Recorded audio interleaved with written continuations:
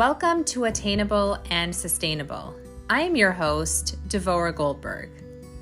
In this podcast, I guide my listeners through a deeper look into the parallel paradigm of Hollywood love and the Jewish perspective of healthy love and relationships, something which is truly attainable and sustainable for all. Thank you for joining. Welcome to the Attainable and Sustainable Podcast, episode number 4. This podcast is all about shining the unique spark beyond the typical and traditional Hollywood love. We're all familiar with Hollywood. We watch Hollywood movies, we follow their shows, and become quite obsessed with the daily lives of the celebrities as well. Many times the media gives us paparazzi lenses into their lives so that we learn more about their relationships and their family dynamics as well. And because these celebrities are in the limelight, we follow them. And perhaps we may emulate them, thinking that their model of love is what will create our very own Hollywood dream of marriage and love. But is that truly what they're exemplifying? Are those dream-like relationships even lasting? And how do the majority of these relationships end? One of the things that is typical in the Hollywood paradigm is the casual sex culture and the freedom for anyone to have sex at any time with whomever they want, even at any age. Basically, no boundaries, none at all. And yet, the repercussions of this seemingly harmless act many times last years and years, sometimes even for generations. Kelly Clarkson illustrates this best. Back in 2020, Kelly had a woman named Christy and her 2 daughters, Maddie and Taylor, on her show. So Kelly started off her show with an emotion-grabbing statement saying, "A simple DNA test connected one woman to a family she never knew existed and to a dad she didn't know she had." It all started with a recent present that Christy's daughters had given her. The girls knew that their mom was always searching for her roots, for her biological family, and they wanted to help her out. So they surprised her with a DNA kit. Christy explained to the audience, "My mom left me at birth. My biological mom and dad had a summer fling, or as others call it, a one-timer, while they were in their teens. And they had me. I was produced from it. My mom, being quite young at the time, knew that she couldn't take care of me, so she gave me up for adoption. Oh, and she also never told my dad that she had gotten pregnant from him, so he never knew I existed. He never knew she existed." As tears filled her eyes, Kelly consolingly remarked, "Well, that pain must never go away." "Yes," choked Christy.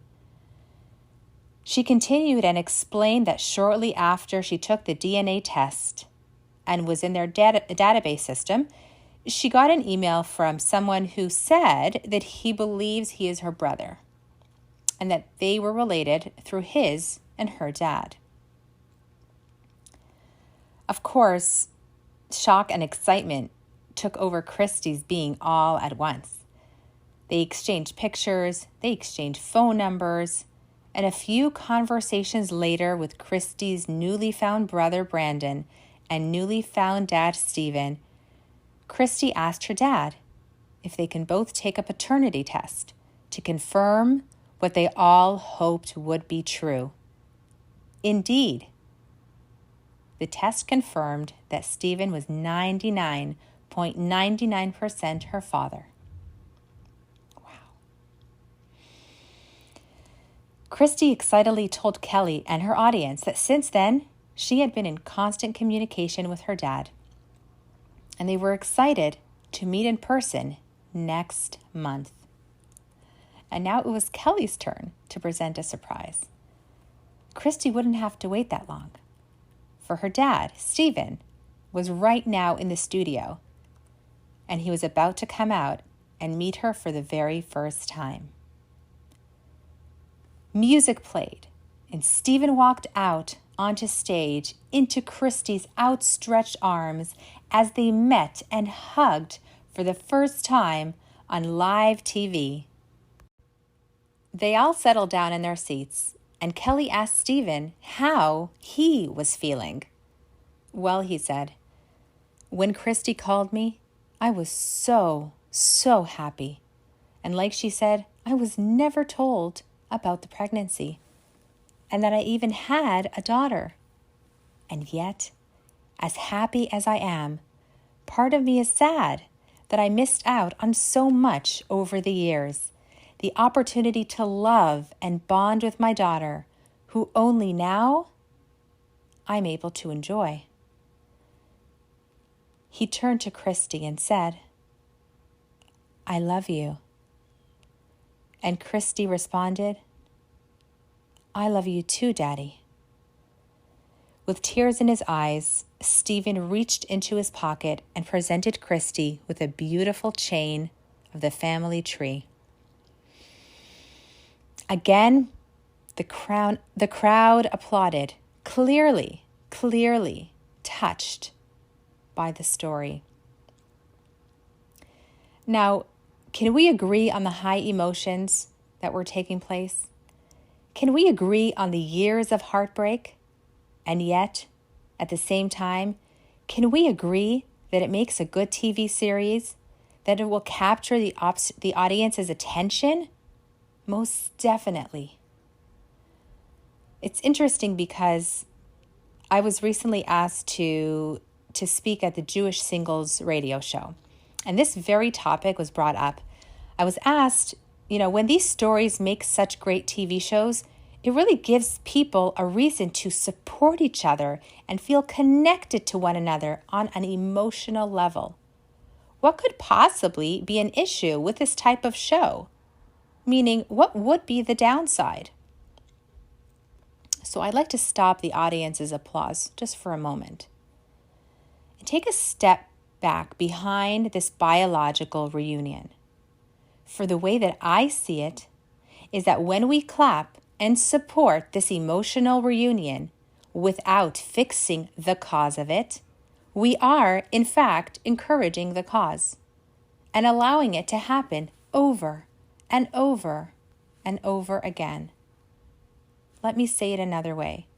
Why is the crowd clapping as father and daughter unite? Why do they shed a tear as the sad story unfolds?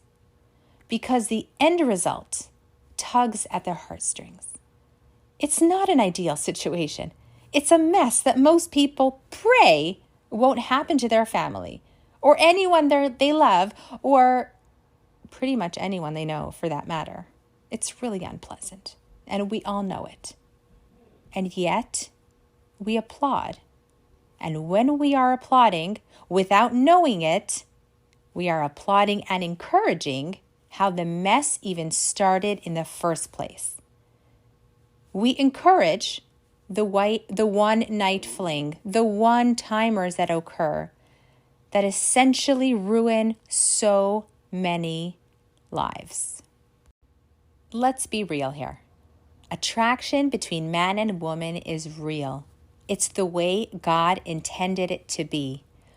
Whether they are in their teens, their 20s, their 30s, or their 80s. The attraction between genders is always there. Yet, attraction without limits means that we're potentially giving anyone full access to each other's bodies. Again, with anyone, at all times. A soulful bonding experience gone cheapened and meaningless. Attraction is fine. Getting into conversation with another and appreciating each other for who they are is a great way to know one another on an intimate level. Not fully intimate, but understanding each other's personality, their struggles, their strengths and weaknesses, giving to the other in the form of words, complimenting, active listening, and supporting. But that just doesn't seem to be the trajectory. We are surrounded commonly by people saying, he or she is so hot, I just want to get into bed with them. What happened to the initial coffee date? How about saying, I really want to meet them for coffee and find out a little bit more about them? How about the deep conversations, getting to know the other, understanding that they have so much more to offer other than just their bodies? And yet, that doesn't seem to be the prevailing message. The goal is sex, and the sooner it's achieved, the better. Seemingly. No harm done.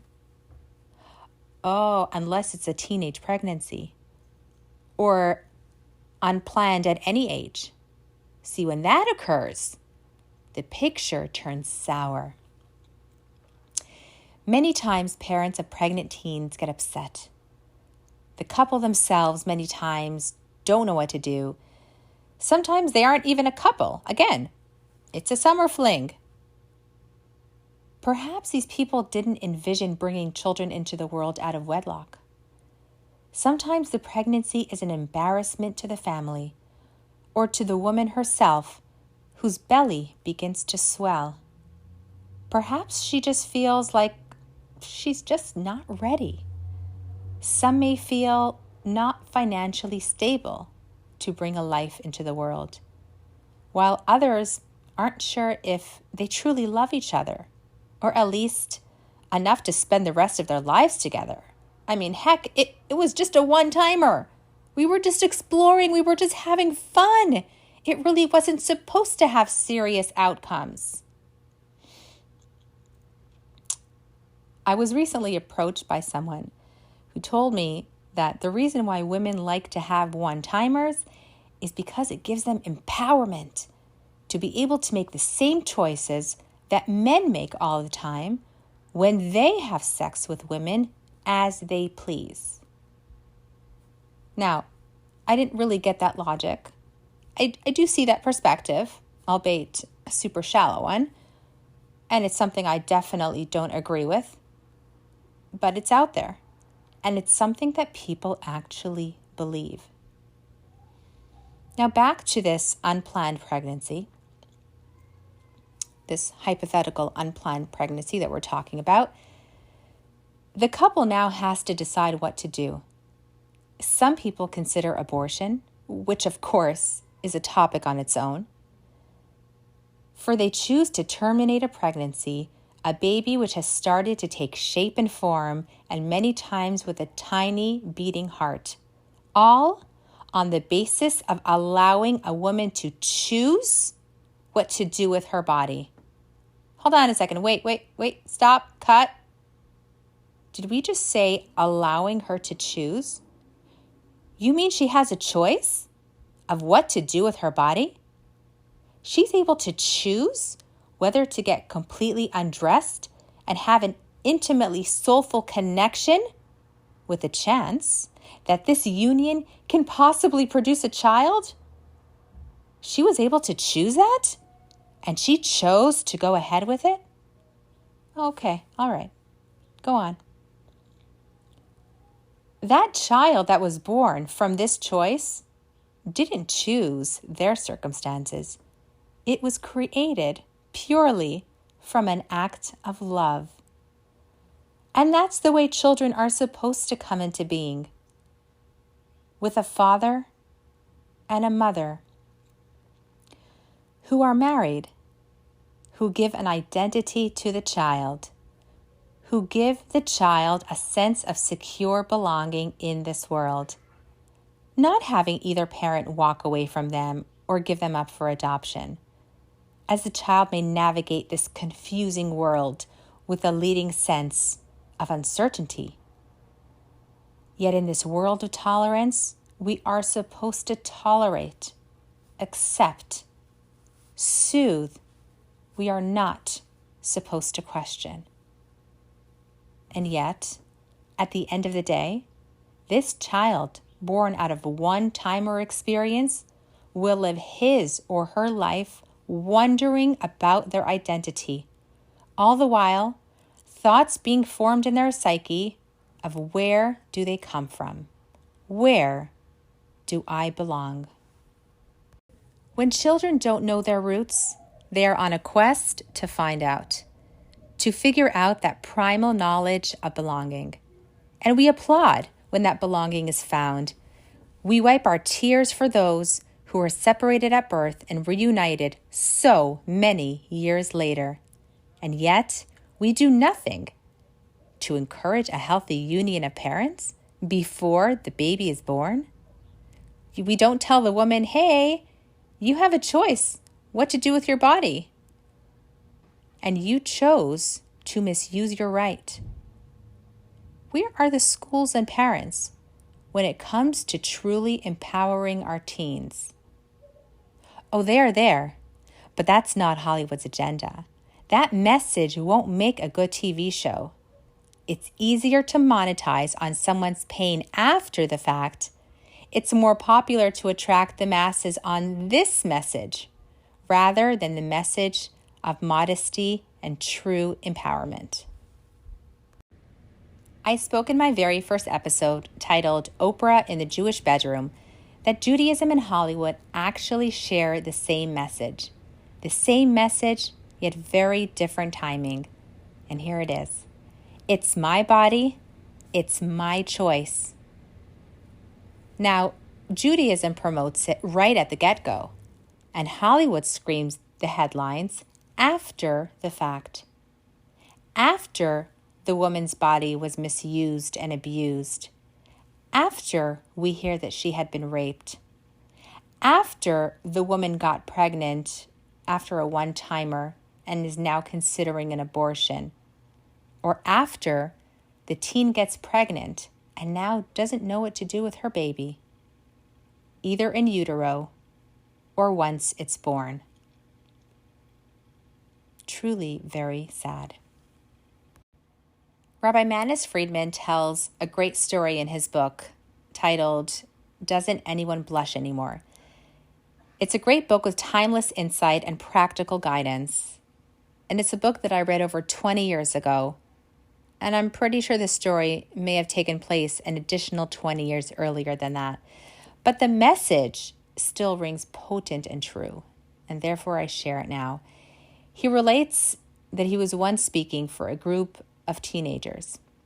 And after the talk, a group of these teens, both boys and girls, approached him and asked to speak with him privately. They said that they were planning a camping trip together, and they wanted to know if it was okay if they could sleep two to a sleeping bag. Now, don't worry, they said. If a boy and girl happen to be sharing, we're going to be careful, and we promise we won't do anything. You're asking me if it's okay, he replied. Not only is it not okay, this is outright dangerous. What you're asking of me is to give you my blessings, to be in close proximity of the opposite gender, and to squelch your sexual desires. No, that's not how we were intended to be. We were created to desire one another, to be turned on by one another, and unite sexually. Don't put yourself in the position where you have to teach yourself otherwise. Don't cheapen the intimately sexual experience. He was very, very clear. See, Judaism clearly promotes and encourages love, encourages sexual intimacy, intimate desire between man and woman. Yet only, hear this, within the sacred confines of the edifice of marriage. Nowhere else, no other time. Now, unlike some belief out there that Jewish sex life is riddled with restrictions, right? I'm sure we've all heard of the myth of the hole in the sheet. Or my all-time favorite, an acquaintance once asked me, doesn't Judaism require you to have a wooden barrier down the middle of your bed between you and your husband? So what was Rabbi Friedman expressing with his eloquent wisdom? It was that Judaism's stance on this very issue of who has control over the woman's body. So who has the control? She does, he explained.